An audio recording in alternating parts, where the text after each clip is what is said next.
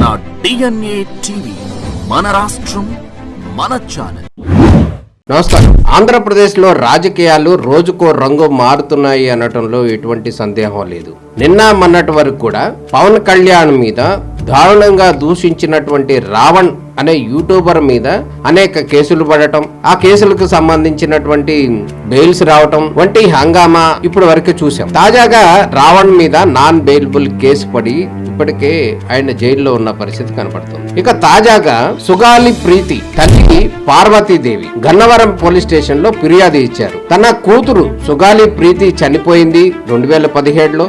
ఆ సందర్భంలో తన కుమార్తె మరణాన్ని రాజకీయంగా వాడుకుని పవన్ కళ్యాణ్ లబ్ధి పొందాడు, తనను మోసం చేశాడు, తనకు చీటింగ్ చేశాడు, నమ్మక ద్రోహం చేశాడు అనేటటువంటి విమర్శల నేపథ్యంలో అనేటటువంటి ఆరోపణలు సంధిస్తూ పవన్ కళ్యాణ్ మీద సుగాలి ప్రీతి తల్లి పార్వతి పోలీస్ స్టేషన్ లో ఫిర్యాదు చేసింది. అయితే ఈ సందర్భంలో సుగాలి ప్రీతి మరణం పైన సుగాలి పార్వతి ఇచ్చినటువంటి అంశం ఏదైతే ఉందో, ఫిర్యాదు ఏదైతే ఉందో, ఇది రాజకీయ అంశంగా మారబోతుంది. రానున్న ఎన్నికల్లో 29 ఎన్నికల్లో సుగాలి ప్రీతికి న్యాయం చేయాలి అంటూ కూడా అదే అంశం మీద తల్లి పార్వతి కూడా ఆందోళన చేస్తుంది. ఈ నేపథ్యంలో ఇది పెద్ద రాజకీయ అంశంగా మారేటటువంటి అవకాశం కనపడుతుంది. సుగాలి ప్రీతికి సంబంధించి దారుణం ఏదైతే ఉందో ఆ దారుణం 2017లో జరిగింది. ఆమె అప్పుడు చనిపోయింది. 19 వరకు కూడా ముఖ్యమంత్రిగా చంద్రబాబు నాయుడు ఉన్నారు. అప్పుడు కూడా ఈమె ఎటువంటి ఫిర్యాదులు చేయలేదు. దానికి సంబంధించినటువంటి దర్యాప్తు కొనసాగుతున్న పరిస్థితి కనపడుతుంది. 19 నుంచి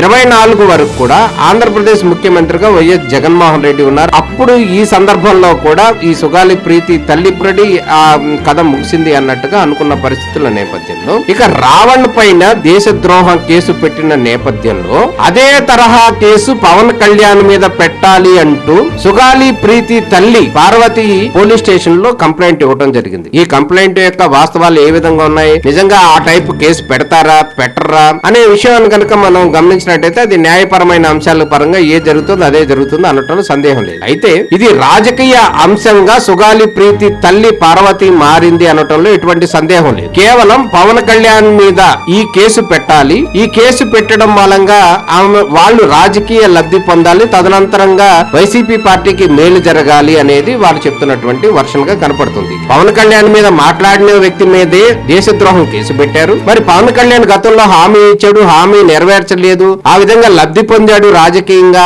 మోసం చేశాడు కాబట్టి ఆయన కూడా మోసం చేశాడు కాబట్టి ఆయన మీద కూడా దేశద్రోహం కేసు పెట్టాలంటూ కూడా సుగాలి ప్రీతి తల్లి పార్వతి కూడా చెప్పడం జరుగుతుంది. ఇది కేవలం ఒక రాజకీయ అంశంగా మారిపోతున్నటువంటి పరిస్థితి కనపడుతుంది. అయితే ఇదే అంశానికి సంబంధించి జనసేన నాయకులు అయితే మాత్రం మరో రకంగా స్పందిస్తున్నారు. సుగాలి ప్రీతి మరణం పైన ఎంతో ఆవేదన చెందినటువంటి పవన్ కళ్యాణ్ సుదీర్ఘమైనటువంటి పోరాటం చేశారు. పోరాటం చేసిన నేపథ్యంలోనే ఆ కుటుంబానికి సుగాలి ప్రీతికి కూడా ఎంతో నష్టపరిహారం వచ్చింది ప్రభుత్వం తరపు నుంచి. తమ పోరాటం మూలంగానే వారికి న్యాయం జరిగింది, ఎంతో మేలు చేశామంటూ కూడా జనసేన అభిమానులు పవన్ కళ్యాణ్ అభిమానులు కూడా చెప్తున్నటువంటి వర్షం. ఇక తాజాగా నిన్న మొన్న రావణ విషయంలో జరిగిన నేపథ్యంలో అదే అంశానికి సంబంధించి అదే గన్నవరంలో మళ్లీ పోలీసు కేసుకు పెట్టడం అనే అంశం కనుక గమనించినట్టయితే ఇది రాజకీయ చిత్రరంగంలో భాగంగా ఇది రాజకీయ రంగు పులుముకుంటుంది అనటంలో ఎటువంటి సందేహం లేదు. ఈ సుగాలి పార్వతమ్మ ఎవరైతే ఉన్నారో ఈమె క్లియర్ గా వైసీపీ పార్టీకి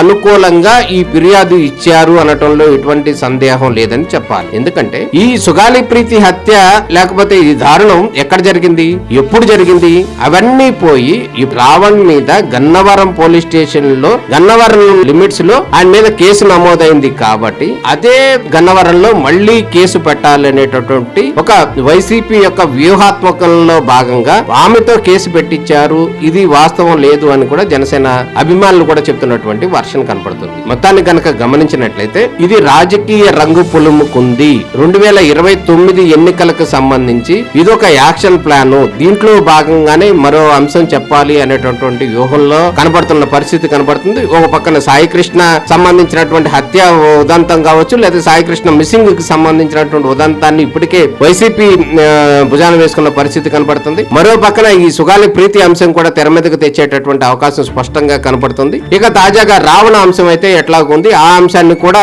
కొంత మేరకు బయటకు తీసుకురావాలి, ఆ విధంగా కూడా కూటమిని బలహీనపరచాలి, కూటమి ఈ ప్రజలకు వ్యతిరేకంగా పనిచేసింది, పని చేస్తుంది అనేది వారు చెప్పాలనేది వైసీపీ పార్టీ యొక్క వ్యూహంగా కనపడుతుంది. మొత్తానికి ఏం జరుగుతుందనేది చూడాలి. మొత్తానికి అనేక రంగులు మారిన తర్వాత అయితే మాత్రం సుగాలి పార్వతమ్మ వైసీపీ గూటికి చేరింది. వైసీపీ వారి యొక్క వ్యూహాత్మకంలో భాగంగానే గన్నవరం పోలీస్ స్టేషన్ లో కేసు నమోదు చేసింది. కేసు ఫిర్యాదు ఇచ్చింది. అయితే అది ఏం జరుగుతుంది అనేది అయితే మనం వేచి చూడాల్సినటువంటి పరిస్థితి కనబడుతుంది. నమస్కారం.